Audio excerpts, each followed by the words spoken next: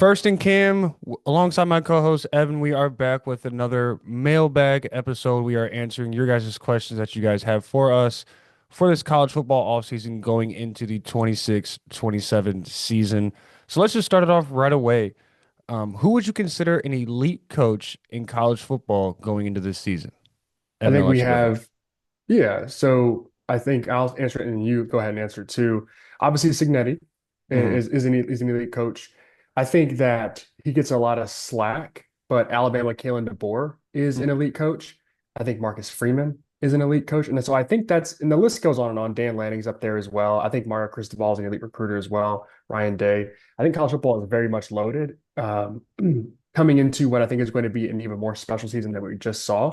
But those are my elite coaches. I'm probably missing a couple that are out there, but for the most part, that's who I think is going to be elite. Who do you have up there? Well, when I saw this question, it kind of made me think of the actual levels to the coaching hierarchy. And for me, the elite has to stop at three.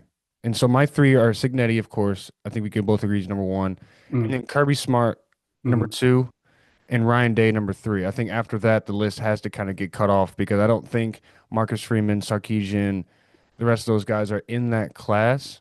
And I think these guys have kind of separated themselves as the top three. I guess we'll see after this season, but I wouldn't have said Signetti's in this race after last season. And so he jumped in after going undefeated and having a national championship team. So he's right there, number one. It could change, but going into next season, those are my three. who's the best coach Signetti. in in the conference? Signetti. Signetti's the best coach. Yeah, Okay. Is the 100%. Big Ten the best, most well-rounded coaching conference, you think, or no? No, I still think it is the SEC. I think you have to, all things included, I still think Drinkwitz is a good coach at Mizzou. I still think Sarkisian is a good coach. I think, um, who is at Lane I mean, Kiffin. obviously Lane Kiffin, DeBoer, like you Hmm. said, like there's just a little bit deeper of a coaching our talent tree in the SEC, but I mean, Signetti and Ryan Day, I would say, are two of the top three. And then Dan Lanning too, as far Yeah, as I mean, I know Oregon Big hasn't Ten, hasn't right? Yeah. won, but it's close. So okay, I'm with that. And so, what do you expect from Indiana next season? Question two. Well, yeah, I would think that they take a step back. I think the kid Josh Hoover is coming in from TCU to Indiana. I think he's going to have a lot of expectations on his shoulders, whether that's right or wrong.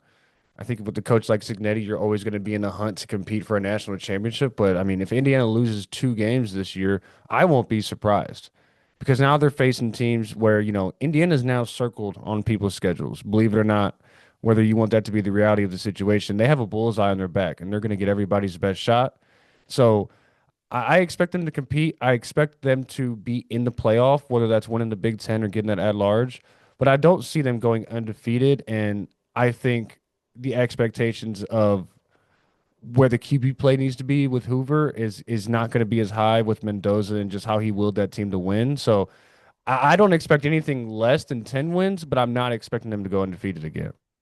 I wouldn't be surprised if Indiana went undefeated again. I think they have the absolute potential to do so. The way I look at Indiana as a football team, the way they're constructed, the way Kurt Signetti has built that team, the way he coaches them, is they are Iowa disciplined with, I think, Ohio State offense is how I would structure that team. And so I think it's really easy to build consistency when that is built into the DNA of the head coach and that like oozes out of the players, right? They're confident as they play, but they're very disciplined. You don't beat them Mm. often and they don't beat themselves at all.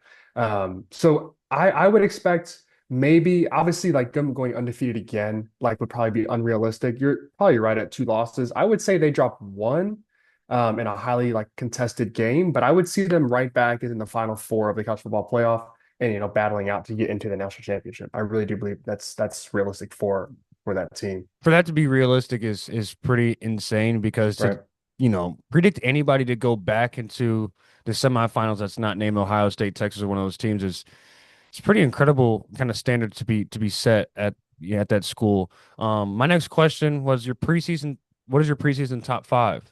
I'll start with mine. Ohio State at number one. I think Julian Sand, Jeremiah Smith, and just the collection of guys that are going to be on that defense. I know they lose talent on defense, but it's Ohio State. They're replenishing. Number two, I have Georgia. I think Gunnar Stockton's going to have a really good year.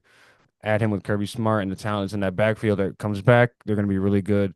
Three, Texas, they got a really good transfer portal cycle. I think Arch Manning is going to be really good this year. For Oregon, Dante Moore coming back, I would have probably put them lower on this list had he not come back, but I think you know, he has to have a good year after how it ended against Indiana. I think he has no choice.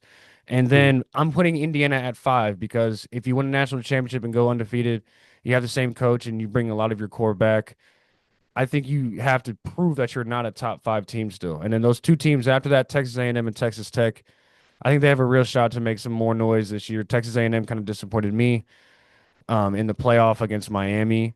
And I think Texas Tech, with the money that they have swirling around that program, they're always just going to be able to compete. And I think they should at least start in the top 10 and prove if they're, in there or not. And then that's kind of where my list kind of stops at that 5 to 7 range. How about you? Yeah, I think we need to do a top 10 list at some point as a separate video. Just come back on here and really needle it out. But to me, in this is kind of an order of what I see it. I have Indiana at one, Ohio State at two, Oregon at three, Georgia at four, LSU at five. Mm. That's who I see as the top five. I think that Indiana, I think they're the best coached team in the country, and that obviously matters. That has to That count for some. they're also probably the best at evaluating talent, so that also counts in my opinion. I think Ohio State returns a lot of guys that I think could be individually the best at their position. I think Oregon, going into this season, Oregon was not supposed to be a national title contender. Like that is not where they were projected to be. They lost a bunch of guys the previous season, and they lose some more this year. But their quarterback played very well, and he's coming back. And so to me, for them to be anything outside of the top five, I don't know that that's responsible. And then Georgia, I just can't doubt Kirby Smart. And then LSU, I think Lane has something to prove. Yeah. Again, weirdly enough, even though Ole Miss He was a couple definitely steps has away from, his expectations for him this year are very high. Very which high. which is fair because he's earned some slack in my He's earned opinion. But all of he it. The won't get it. expectations, the Yeah. hate, the optim like he's earned all of it. He's earned all of it. So So that's fair, but I think that they're a top five team. I think that LSU with a real offense is a scary team, and if they can keep that defense, and Blake Baker's going to be the defensive coordinator there still, they've got a shot to be a sensational team. So that's my top five.